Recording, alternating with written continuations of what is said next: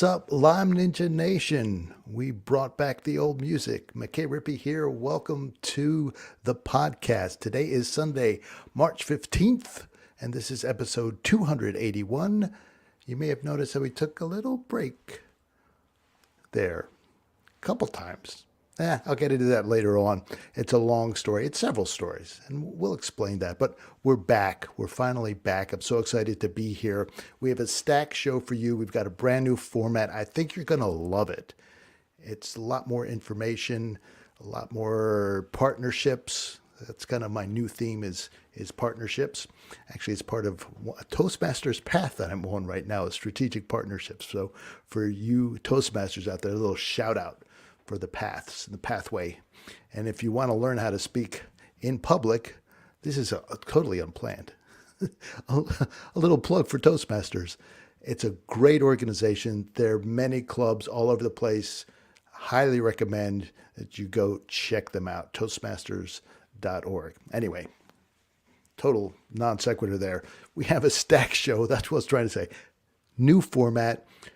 One of my partners is Dr. Nicola Ducharme. She's the author of Lyme Brain. She's a naturopathic physician in San Diego. We have Lauren Lovejoy. She's the director, I believe that's her title, the director of Lyme Warriors US, a great nonprofit who's doing all kinds of amazing things to bring awareness and help start conversations, right? That's what we need to do, start conversations about Lyme disease, and more about that later too. And we also have a super inspiring guest who's healed herself, or healing almost 85% the way there. She's back functional again after having really severe Lyme disease, Nikki DeSalvo, and I think you're going to love listening to her and her story. But before we get into that, let me get my notes here. Before we get to them, would it be okay with you if we found, you and me, if we found the 90% of people who get misdiagnosed or undiagnosed? That's what the CDC says, the Centers for Disease Control says, that every year 90% of people with Lyme disease never even get diagnosed. That is terrible. So I was putting together this PowerPoint presentation a while back for Dr. Nicola, and it struck me. It's like it hit me all of a sudden. We're not missing 60%, which is terrible because of the bad testing. We're missing 90%. The training and the tools that the IDSA, the Infectious Disease Society of America, IDSA, Infectious Disease Society of America, for those of you who are new to Lyme disease, the IDSA, their training, how they're teaching docs, is missing 90% of the people who have Lyme every single year. That just blows my mind. And it, frankly, makes me a little bit angry, just a little bit. And maybe that makes you angry too, does it? Does that make you angry? You know, if you were a basketball player and you were missing 90% of the shot, you'd lose your job. You wouldn't have a job very long. You'd be on the bench, then you'd be out the door. 10% is more like a soccer stat. Okay. For those of you soccer lovers out there, don't send hate mail. I understand. I used to play when I was a kid. But look, that's the truth. Lionel Messi, right? The great Lionel Messi, one of the best soccer players in the world. I checked out his stats recently, so let me have a look here. He has 13 goals on 95 shots so far this year. So he's doing better than the IDSA, the Infectious Disease Society of America folks. He's got a 13.68 success percentage. So that's 3.68 better than the IDSA. But and then I had this, I can't get this image out of my mind. Can you imagine a soccer announcer doing play-by-play for an IDSA doc in the doctor's office? It'd be hysterical. It would go something like this. So here, let me get into the mood here. Bob, this is a golden chance for Doc Do Nothing. The patient has been feeling terrible for weeks. The mom brought in photos of a bullseye rash. The doc's pulling up the ELISA in the Western blots. Oh no, the patient does not live in a Lyme endemic area. Oh, but he's a Boy Scout. Do Nothing has a clear view of the diagnosis. only the reporting paperwork stands in his way. He's go, go, go. Can you imagine the doctor running through the hallways, pulling his lab coat over his head, fist pumping? Yeah, getting hugs from all the other doctors, patients cheering him on in the waiting room. You know, the IDSA does think they are Lyme superstars. You know what I mean? They think missing 90% of cases is acceptable. They think they're playing soccer like Lionel Messi, but they're not playing soccer. They're playing with lives. Your life, your family's lives, your friends' lives, and the lives of people in your community. The IDSA says Lyme is hard to catch, easy to diagnose, and easy to treat. Have they even talked to anybody in the CDC in the last, decade? So let me do a little math for you. Don't worry, I'll do the math. You just have to listen. In 2021, the CDC estimated there were 476,000 cases of Lyme disease. 476,000 cases of Lyme disease. Because they do that little calculation, they multiply the actual reported cases by 10. So only 47,600 cases were reported. So here's where the math comes in. That means in 2021, 428,400 people were misdiagnosed or undiagnosed. That was in 2021 alone. So 500,000 there, 500,000 here, and pretty soon you're talking about a real epidemic. Some of you might recognize that's a takeoff on a quote from the great Senator Everett Dirksen. I'll talk more about that later. That's kind of a funny quote. But anyway, on with the quotes. Albert Einstein, smart dude, right? He said, "We cannot solve our problems with the same thinking that we use to create them." Right?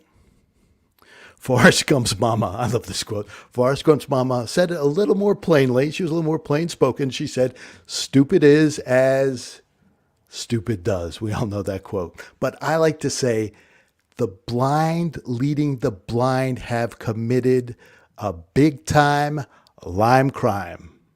Do you feel me?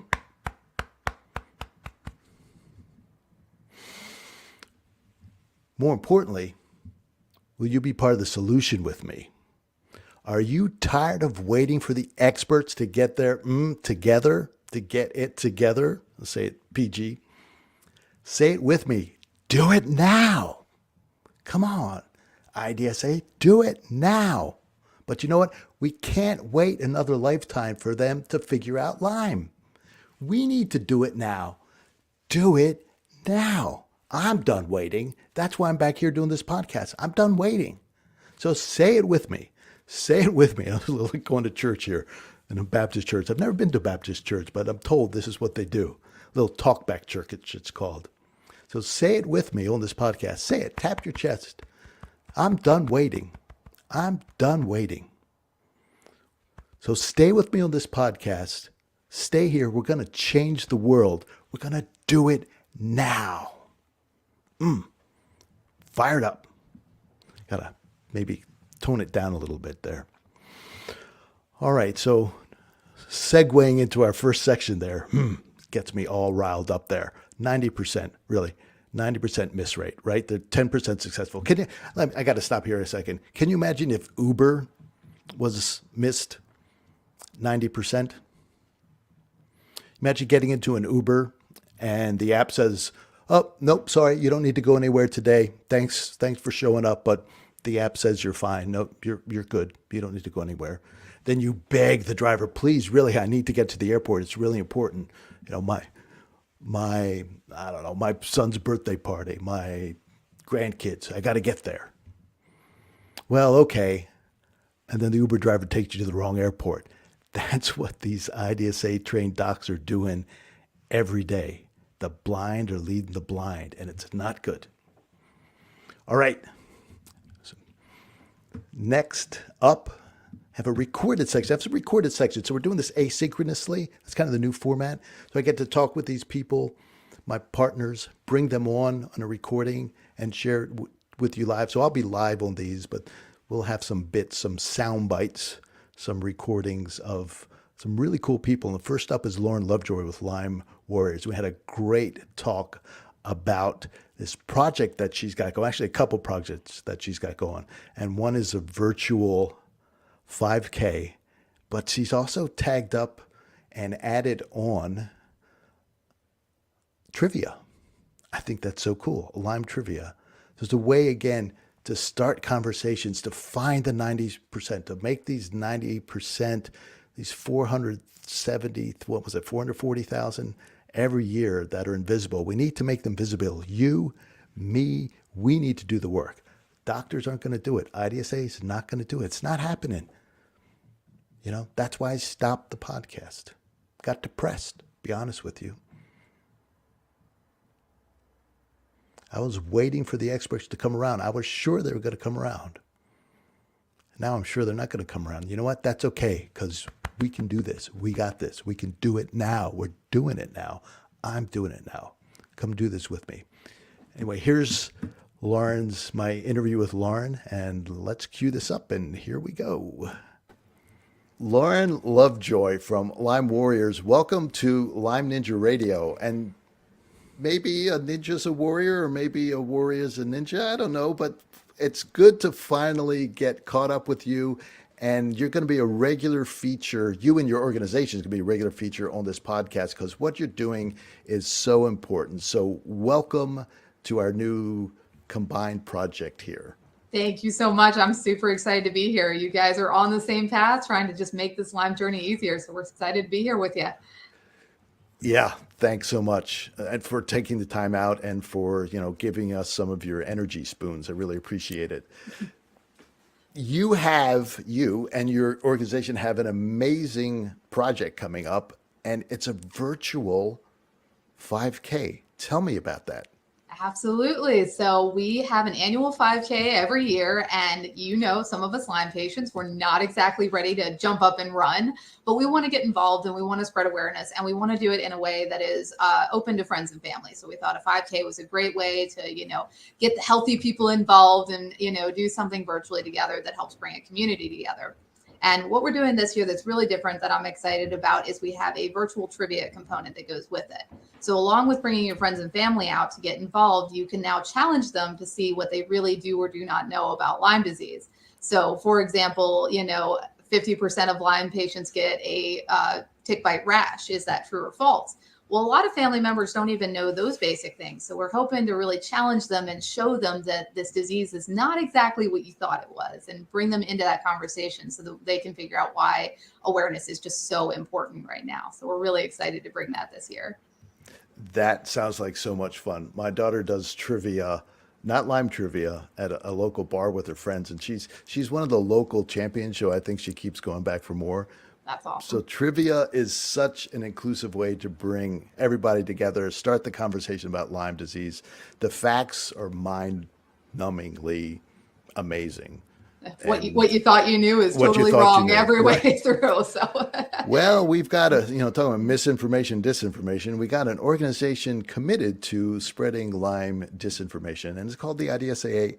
And we don't like them very much. They're not our friends, because they're keeping us from diagnosing 90%. And that's not our numbers, right? We're not conspiracy theorists. We just go to the CDC website and says, yeah, we diagnose about 10% of all cases. We estimate there are 476,000, and we're catching, like 47,000 of them. So the 90% who get misdiagnosed or undiagnosed, good luck. Yeah. Good luck. And that's why we think patients are the best advocates, right? If we can help elevate your voices and bring you into a community where you can tell people your experience and tell people why it's wrong, we find those are movers and shakers. And that's why Lyme patients are the best advocates of this disease. All right. Now, I'm like an anti-runner. Like, I stopped running in junior high school. Like, junior high school cross country did me in. It's like, that's it. So if I'm not chasing something or being chased by something, it's like, not really up for running. But I have to say, this sounds like so much fun that I might have to get out and walk a little bit, put on my snow boots here in central New York and get out and put a 5K together. So can you do it all at once or can you split it up? We're not going to call the police if you don't do the whole thing. This is more about just getting together with friends and family, getting outside, getting some fresh air and sharing the experience. And we're hoping it really opens the conversation. So whether your walk is from your couch to your kitchen, as some of us struggle with, or whether you want to do the real 5K, either is really about creating this conversation and creating a community, because we feel like that's a real struggle point, is creating people that understand and are open to information. That's so important. I love it. 5 steps or 5K, whichever comes first, right? Wherever you make it to. All right. And before I let you go today, before we were recording this, we're talking about a new project you have putting together on a Lyme resource designed to help people in the initial stages of diagnosis and treatment. Tell us a little bit about that. Oh, and then tell us how to sign up for the 5K and how to get this resource. Absolutely. So basically everything, go to the website, lymewarrior.us. So we are putting together this guide. We are finding that the journey from misdiagnosis to not understanding how to navigate this disease puts years to decades onto this delightful Lyme experience that we all have to go through. And we are really hoping to put together a guide that removes all that bad information and just very succinctly explains how this disease works, what are the complexities, and how you can move forward navigating it. And we're really hoping to take years and decades off this experience for people, whether you've been at it for 2 weeks or 20 years. We just want to help you on that road to getting better. So that's in development right now. If you head to the website and drop onto our newsletter list, we have a ton of resources already built out to help you navigate, but we're hoping to really have this beautiful, simplified version coming to you soon. Awesome. Thanks so much. And for those of you listening or watching us, go to lymewarriors.us, and that's where you can put your information and get all the goodies. Lauren, thank you so much. Thank you. All right. Isn't she awesome? She's so amazing. And let me tell you something that's crazy, blew my mind. So we knew each other before, kind of professionally. But as we got talking, it turns out she just bought a small grouping of what's called American Milking Devons, which is a heritage breed. They're the cows that came over on the Mayflower. Matter of fact, they think they pushed them off the Mayflower and had them swim ashore. That's how they got here to the U.S. So on our farm, my father-in-law keeps American Milking Devons. It's like, what are the chances? It's like, it's crazy. So we're connected in ways that we don't even know yet. It's just, we're simpatico, totally simpatico. And I love Lauren. Well, please go check out our website, sign up, start conversations. This is how this is going to work. This is how you can be a ninja. This is how you can be a Lyme warrior. Start conversations. That's all you have to do. That's all you have to do. We're going to give you tools too. We'll be rolling out tools, a toolkit to help you start conversations, help you give people information that they need. And we're also going to be doing trainings, but I'll talk about that later. So partner with Dr. Nicola, we've started the Lyme Academy. We're going to do trainings to train 100,000 advocates like you to find the 90%. We're going to train 10,000 coaches, nurses, nurse practitioners, open-minded doctors, naturopaths, like I said, coaches, health coaches, nutritional coaches, anybody, fitness coaches, anybody who works with groups of people or large numbers of people. We're going to train them to triage, right? Triage. What a great idea. So that they can guide them more intensely than an advocate, right? They have some standing in the community. They can guide them to get the treatment that they need. And then for those those who are called, who feel a calling, really it takes a calling to train them to treat Lyme disease properly. So that's one of the projects I've been up to in the background and really excited about it. All right. Our next interview was with Nikki DeSalvo, and she is absolutely lovely. You may have remembered her. She had this amazing blog about her Lyme journey, and somehow it got taken down when Google redacted their blogging platform. So she just lost everything. It was really a heartbreak. She had some great material. She probably had enough to make a book there. But I was lucky enough. She reached out to me, and I got a few minutes to talk to her about her Lyme journey. So join me as we listen to Nikki's story. Nikki DeSilva, thank you so much for joining us. I'm really looking forward to this conversation about your Lyme journey, both past and ongoing. So, to introduce yourself, will you just tell us a little bit about what you're doing now with your life? Yes, so I currently live in Emporia, Kansas. I am an outpatient therapist at a community mental health center. That's my main gig. I also do some bartending here at a local restaurant. But I am from upstate New York. So Oh, where? we lived in Williamson, my which is in Wayne County. so I'm in Oneida County, southern Oneida County, just south of Utica. Okay. Yeah. So I've been to So the Utica area. You're more down the Hudson area, yeah? We were right on Lake Ontario. So like between Rochester and Syracuse. Okay, the other way. Yeah, okay, up north that way. All right. Yeah. So real upstate New York. So a lot of times people say upstate New York and they're from the city and they mean Kingston or something like that. So you're a real upstater. Yeah. I like to say we're way in that upstate. weird space between upstate and western New York, but some people say upstate, some people say western. We'll take you. The more the merrier.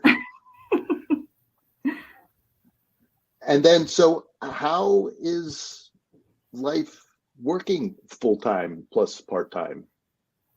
It's manageable, I would say, much more manageable than it was in the past.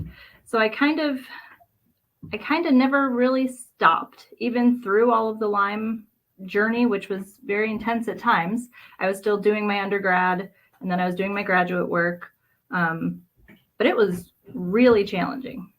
And I would say that now the challenges are a lot less and a lot farther between. So so are you having the same type of... Go ahead. Yeah. Are you still having the same sort of symptoms that you had when things were really bad, or are they new? I think so. What has happened is that I've developed some autoimmune issues. So those ones are kind of the newer things, the Hashimoto's and endometriosis and stuff like that. So those are the newer things that I deal with, but I don't have as much of the ongoing day-to-day, the neurological issues, the transient pain, random fevers, and all of that kind of stuff has really dissipated.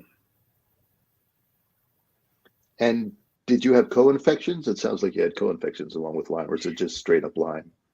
So my primary care never tested for co-infections. That was who I was diagnosed by.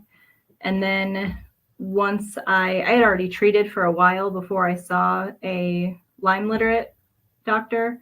And, at that point, we didn't really treat for co-infections. We just continued to treat for the Lyme.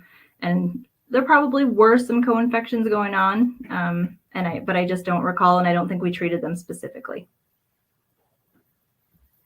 What was the hardest thing so you're studying, you're getting your grad degree, you've got neurological symptoms. Is it brain fog? Is it just jangling of nerves? How were you affected? Yeah, a lot of brain fog, extreme fatigue. I would have a lot of visual issues. Just all that kind of seeing the floaters and like just lights in my vision and blind spots and all that kind of stuff. That makes it pretty difficult to stay focused. And that stuff, I would just have to take my time. I would have to do things in smaller chunks. I couldn't study for hours on end. I would have to sometimes get up and leave class for a few minutes and had to be really communicative with my professors so that they knew what was going on. And, hey, if I get up and leave, it's not because you're boring. It's because I have to take a little break. Or maybe it's because you're boring too, but I'm going to say it's because I need a break. Right. Well, we're not going to go there with them at all. Right. So when you're talking about a small chunk of time, 15 minutes, 20 minutes, hour, like how small, like how bad was it? It was, at times, it was really bad. I mean, there were times when I couldn't complete assignments and it was just not going to happen. And I feel like for the most part, everybody was pretty understanding about that. But because some days on end would just be gone. I couldn't function. There was no getting out of bed, maybe to go to the bathroom. And that was it. So there were times like that. And then I would get through those days and then, okay, I'm going to do what I can. And I made it through. So what kept you going? Because in the face of that, some people say, you know what, I just can't do this right now. I need to take time for myself to heal completely, and then I'll dive back into grad school. What kept you going? Yeah. I just don't think I ever thought about another option, to be honest. I had been working for so long because I went back to school late. I think I was 24 when I decided to go back and start my undergrad. And ancient. You were ancient. I know. I was so, well, I know. I think about that now, and that seems very young, but I just, once I started, I just felt like I had to keep going. I had to keep that momentum going. And I think probably in the back of my mind, I was scared that if I stopped, I wouldn't continue. And I had goals for myself that I wanted to see myself complete. And I had a really good support system to keep me on track and to keep me balanced. My husband has been amazing. And I know there are so many people with Lyme who end up with the opposite story of significant others who don't understand, can't handle it, step out because they just can't handle that pressure and that uncertainty. But he has always been the opposite. He's just been cheering me on, but also balancing. So I learned a lot from him about when I did need to slow down or when I needed to step back a little bit. And he can see it. He can see in my face when I'm not doing well. He'll say, okay, why don't you go sit down? I'll go cook dinner or whatever it is, So with his help, I think I was able to be more balanced and understand what I could and couldn't do. Excellent. And then what turned things around for you? When did you start feeling like, you know what, things are getting better? What had you done, or what was the shift? So I think it was really after we moved to Kansas, which was in 2016. I had started another round of IV antibiotics. And I continued them while we were here for, I think, 8 months. And toward the end of that experience with those antibiotics, that was cefepime, was the second round. I started to feel just kind of stronger. Just like those day-to-day symptoms were not as significant, or they weren't as frequent. And I just kind of built from there. So I think I really needed that second round of antibiotics. Yeah, so it was either the accumulated effect, I want to say density, that's not the right word, but it's the amount getting IV, or the type of antibiotic itself was just the right thing at the right time, and it really shifted things. Yeah, that's really a testament to, don't give up, right? To keep going and even repeating things at time. It doesn't mean it's the wrong thing the first time. It just might not enough time over target, so to speak, since we are talking about antibiotics, or just volume. There's just not enough of the drug had gone through the system and gotten to where it needs to go, or killed off enough, or gotten through the biofilm, whatever's happening in there. There's so many variables. Yeah. So that's awesome. I want to show you something and get your reaction. It's a cartoon. Do you know David Skidmore and Lyme Loonies? I don't. I don't think I do. Well, let's do a little bit of magic here and see if it works. So I'm testing this for the first time. We're going to see how it goes.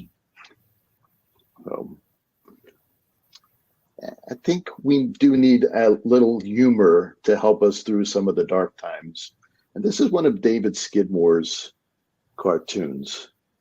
And he talks about, well, he says, if I had the right diagnosis and the IDSA wasn't so bogus, I wouldn't need a new brain. So what, Yeah. exactly, you got to chuckle out of you. So what are your thoughts about this? Yeah. Well, first it's funny and it's cute, right? But then my second thought is, gee, that's sad, because for so many of us to relate to not having the right diagnosis, and for those who have a lot of control to not recognize, not understand, to push policies that are not helpful, it's sad. And it's horrible that all of us have these same stories, and still it feels like we are moving along so slowly. It is. How long did it take you to get diagnosed? About 5 years. And how many doctors, practitioners did you see in that span, more or less? It's another laughter. Yeah, I mean, so many. I would say probably with specialists and primary care doctors between 10 and 15. And the number of diagnoses ranged, I don't know how many. Lupus, fibromyalgia, MS, all the, and then it was, well, no, we don't think it's that. It's on to the next thing, the next specialist, and it's exhausting. It's exhausting, and that's why I'm resurrecting Lyme Ninja Radio. It's the stats we usually go through as well. The tests missed, somewhere 40 to 60% of cases. But then if you just simply go by the CDC's own estimate, we're missing 90%, right? They take the number of reported cases and multiply it by 10. That means we're missing 90%. That means each year more than 400,000 people are going undiagnosed or misdiagnosed, as it was in your case. That's criminal. It's crazy. It's crazy. Mm-hmm. And when you finally got the right treatment, it's like, oh my goodness, I can get better. I can feel better. This Lyme diagnosis might be the right one after all. Yeah. Yep. And I do have to ask. We don't have the information out there. It's accessible at this point. I really put that on. I put some of that responsibility on the individual practitioners to find the information. And unfortunately, I'm going to identify an enemy, and you can disagree with me here because it's my personal opinion. It is the IDSA. And the problem is a practitioner does exactly what they're trained to do, go to the trusted source. So for digestive stuff, they go to the Digestive Society of America, or whatever that's called. For orthopedic stuff, they go to the orthopedic. For infectious disease, they go to the IDSA. And that group is just behind the times by at least 20 years. And they are violating the Hippocratic Oath. They are doing so much harm. And they're stuck. For whatever reason, they're stuck. It doesn't have to be mercenary. It might just be that they're old men stuck in their ways. As we get older, we get stuck. I know that. I'm experiencing that every day more and more. So I understand, but I'm not holding the lives of hundreds and hundreds or millions of people. I was going to say hundreds of thousands in my hands. They are. Now, last question for you, since you are in the counseling, are you talking to people and in the back of your mind, you're thinking, gee, I wonder if they have an infection that's affecting their mental status? Do you ever have those thoughts? I sure do. Yep. I mean, whether it's the people that I'm seeing who are my clients or even just friends, I mean, I feel like I see it all over the place. But yeah, and you have to be careful, right? Because I'm not a medical doctor, and I always preface by saying that. But, have you checked with your doctor? Have you had maybe some of these kind of tests done? And I have to walk that line of helping and also not pushing or seeming like I'm pushing my agenda, right? Yes. And I was curious about that as well, because it is, your licensure doesn't allow you to do that. Yet, as a human being, you feel a responsibility to at least bring it up. That's one thing being in the community. It's another when you're on a Zoom call with client, with a patient, and it comes up in the back of your mind. It's like, okay, how do I bring this up? So thank you for doing that. That is what's going to turn things around, not the primary care. I'm convinced at this point, not the primary care providers. It's going to be the ancillary care. It's going to be nurse coaches. It's going to be counselors. It's going to be acupuncturists like me. It's going to be health coaches who are going to, to the degree they can, push for at least checking out. It's like, rule it out, right? That's the terminology that physicians use. Like, what harm can it do? What harm can it do? Yeah. Nikki, I want to give you the last word. Thank you so much for your time. I really appreciate it. This is lovely to meet you. And thank you for giving us some inspiration that you can even have Lyme and go through grad school. It is possible. It's possible. Doesn't mean everybody can do it, but some people can do it. So I'm going to leave you with the last word. What would you like to share? I think just that for me, my kind of mantra has had to be mindfulness and balance.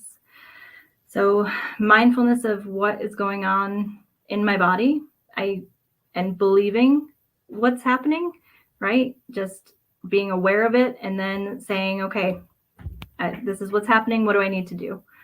And the balance part of knowing when you need to rest, when you need to take care, and when you maybe can push it a little bit, which can feel scary, I think, at times. But, I've just now started to really work out and get physically active, back to where I used to be. And that it can feel scary to do that and think, oh gosh, I don't want to have these big setbacks.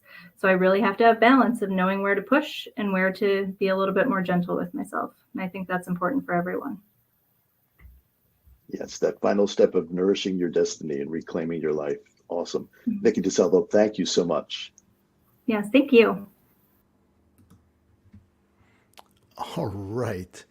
That's about the third time I've heard that interview, between actually doing it the first time, then editing it, and then listening to it again.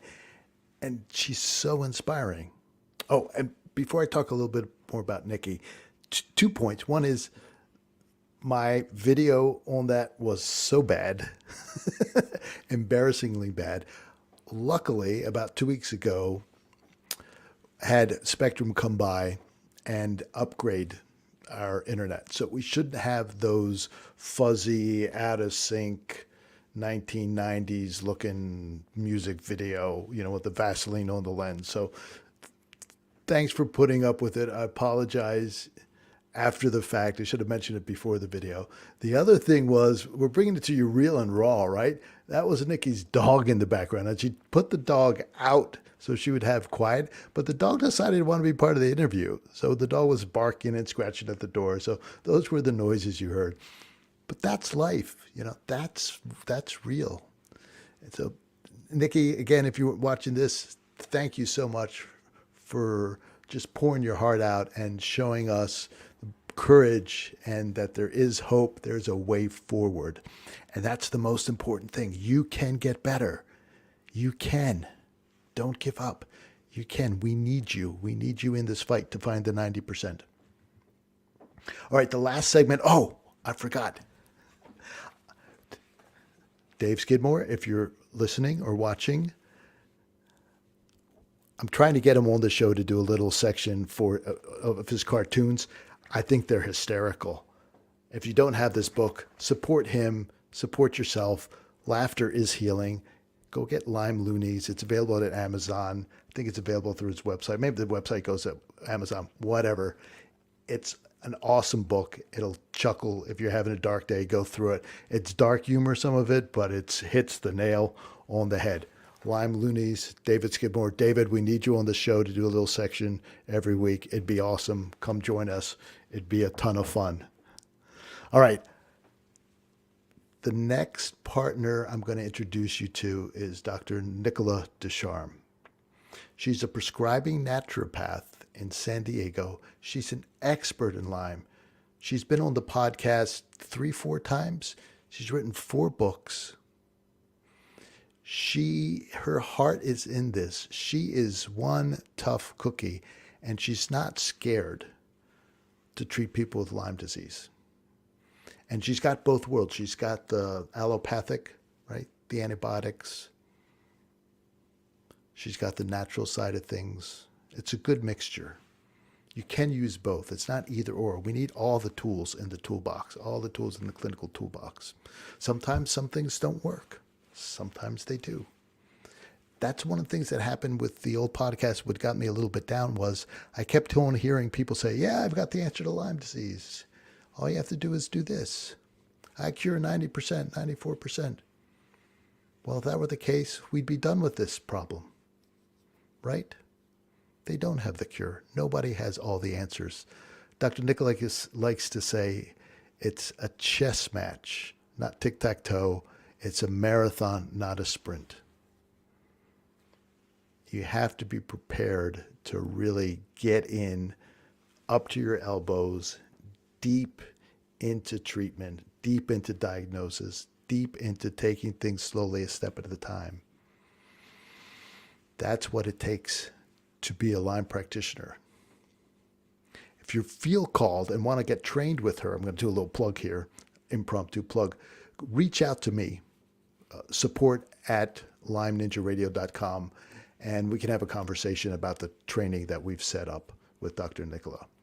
But that's not really why I'm here right now. I'm here to introduce you to Dr. Nicola, and we have an awesome conversation that we recorded a while back on medical PTSD and how important mental health is to this whole thing. So please enjoy my interview with Dr. Nicola. Dr. Nicola, welcome. And we have a very interesting topic today, and that is medical PTSD. Yes. And we're used to hearing that bandied about for people who've been through trauma in the military, personal trauma, being raped, horrible stories like that. But the whole idea that this can happen in a medical setting is very interesting. And I know I've seen it in my clinic and have heard stories told by people on this podcast before. And so as practitioners, what do we need to be aware of? What are the pitfalls? What do we need to be looking for? When do we refer out? Can we just kind of hold somebody's hand and help them get through it? Yeah, well, I think the first thing to do is just to understand where this is coming from, right? So, the whole premise of this is that the Infectious Disease Society of America basically doesn't believe in chronic Lyme. And so as medical students go through their medical training and go through their residencies and internships and things, there is no chronic Lyme anywhere on their radar. And not only is it absent, but there's this dogged determinacy that there is just no such thing as chronic Lyme. Like it's not just like we don't know about it, it's like full on against it. And so this is like the backdrop for these patients, because it's really sad. And we really don't see that in other conditions, certainly not that I haven't over the years. But what happens then is patients go to medical providers trying to get help, and they are, usually they can't find answers because no one's looking for chronic Lyme. So if you're not looking for it, you can't find it as a solution if it's there. But it's worse than that. It's like people are told that they're being, ridiculous. People are told that these things are all in their head. They are told that they just need an antidepressant. And heaven forbid if somebody actually brings up the Lyme word in some of these appointments, like, wow, then they're opening themselves up to a whole host of new issues. And I have had patients who have been laughed at. I have had patients who have been yelled at. I've had patients who have been thrown out of doctor's offices. All these horrendous things that you don't think about in medicine because they just don't typically happen. But in the Lyme world, they happen. Don't they swear an oath, first do no harm? Well, yes. They think they are doing no harm. And they think that they're saving the patient from going down a rabbit hole of, misguided treatments or whatever, but they're just not recognizing the significance of this problem. So we're the enemy because. Oh yeah, well, we're definitely the enemy. I see. Yes. So yes. And so what happens is when patients go through this process, I mean, it literally is traumatizing for them. And bear in mind that patients with chronic Lyme have nervous system dysregulation. They're often stuck in the chronic stress response to start with. And then they go through this horrific treatment, not medical treatment, but treatment by providers. And it's very, very triggering. And so many have years and years of this horrible experience and being told you don't have Lyme, there's no such thing as Lyme, you're wasting your time pursuing that, other providers just trying to take your money. I mean, I've heard so many stories, like people walking out in tears. I had a patient just last week who was a new patient I'd only met once a few days before, was feeling terrible, went to the emergency room, and they locked her into a psychiatric hold. She called me from the hospital. Why? What were the indications for because that? They assumed that it was mental illness. The things that she talked about was all mental illness, even though they were neurological symptoms and psychiatric symptoms associated with Lyme. And she is currently on psychiatric hold at the hospital. I hope she sues them. I'm Yeah, not a big fan of lawsuits, but at some point it's warfare, right? If they're going to treat people like this, and they have the full weight of the medical system in their hands, all the doctor has to say is we need security in room 3 and you're done. That's it. Yeah. There's nothing you can do. So the important thing to bear in mind is just understanding how pervasive this is. And so, when you're working with people, and this is part of the reward of working with people with chronic Lyme, if we as practitioners can be a listening, we can be the person who doesn't tell them they're crazy. We can be the person that lets them describe any symptom, even though they're apologizing along the way for how crazy it sounds. We can be the person that, doesn't discount their symptoms or discredit their journey. Like, that is huge. Just being there and listening and being compassionate and understanding will set you apart from the majority of providers that they've seen over the, several year period that they've been chasing this. That's so true. It reminds me of a story of one of my first patients. He wasn't a Lyme patient, but he was an older gentleman who was having trouble with his golf game. And he was 70. He wasn't older like, I was young at the time, so he wasn't older like 55. He was actually getting up there a little bit. But he came in and said, my shoulder's bothering me, and it's interfering with my golf game. Can you help me? And I'm an acupuncturist. I said, of course I can help you. So we do a treatment. He comes back next week. My shoulder's feeling a lot better, but my hips bother me a little bit. So we did a little more treatment, and he comes back the next week. Shoulder's good, hips good. My knee could use a little bit of work. And I'm saying, is this something new? Did you hurt yourself? He said, oh no, these things have all been bothering me for months, if not years. But what would happen is I'd go into a doctor's office and mention all 3, and they'd pick the one they wanted to work on. Yeah. So I thought I'd tell you what was most important to me. I said, well, as an acupuncturist, it would have been a little bit easier if you would have told me everything up front, and we probably could have gotten rid of all 3 of them all at once. But I'm glad you came back, because I need the practice. Yeah. Oh my gosh. But that's an instance of not being listened to. Yeah, absolutely. Fully. And it's just something simple. And with Lyme, the other problem you layer on Lyme with the PTSD, the neuroinflammation that you mentioned, the neural dysregulation, suicidal ideation, and then you lay on top the struggling with the family, getting them to understand, and then trying to get your family to understand, and the doctors on top of it say, well, dear family, she's crazy, and you really need to be thinking about institutionalizing her or putting on medications, and they don't get better. Right. So now they're on medications. Now they're in an institution. Now the family's against them, and they're still suffering. Well, that's poor, just crazy Aunt Jane. Too bad we lost her. That's criminal, and that's why we're here, bringing this podcast back, getting out there. I know you're on a mission. I'm joining you on this mission.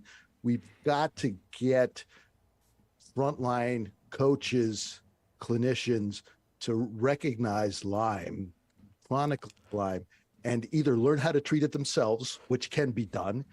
It doesn't have to be pharmaceuticals. It can be natural things. And you can find good doctors to work with out there now. iLights is doing a good job training up doctors, so you can partner with them.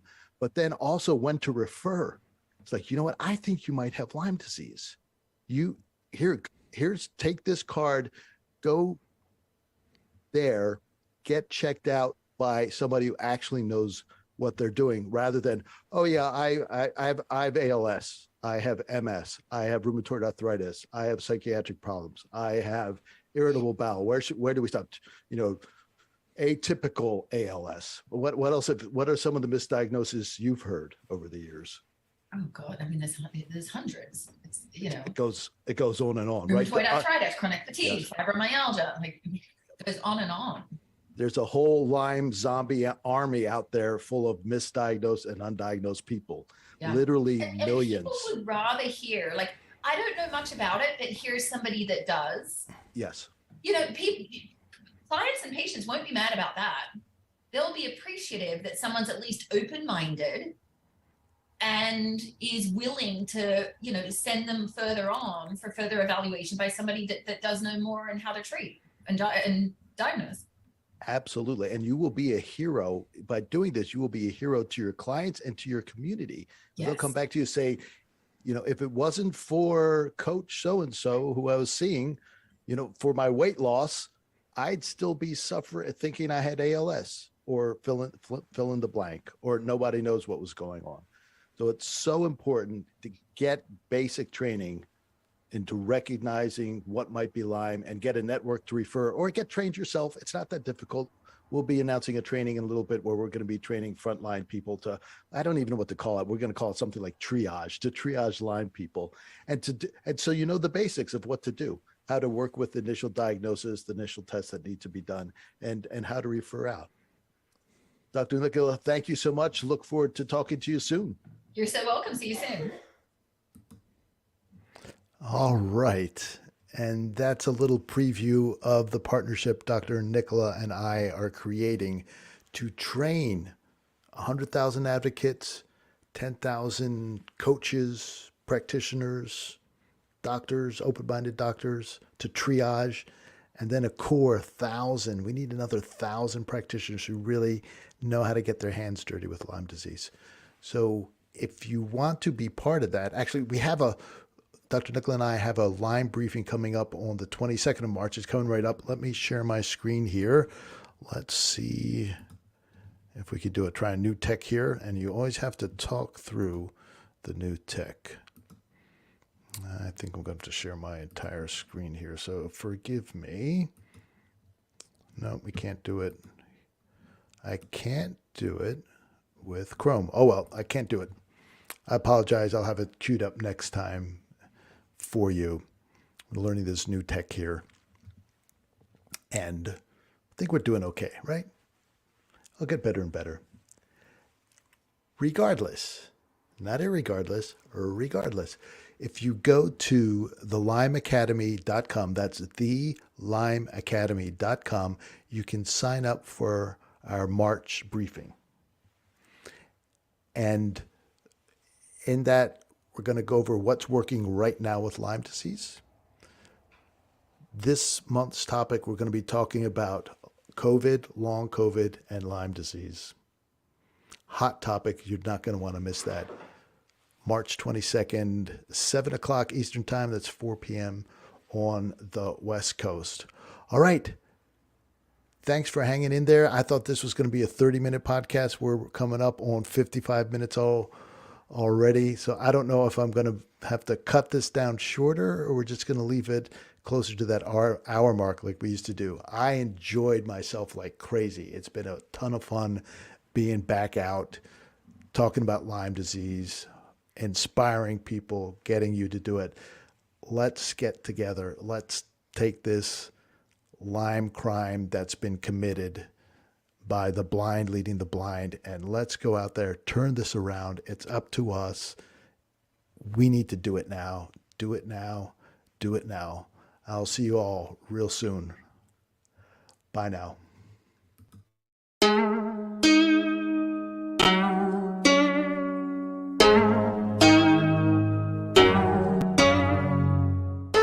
Lyme Ninja Radio is a purely public broadcast and is not intended to be personalized medical advice for any individual's specific situation.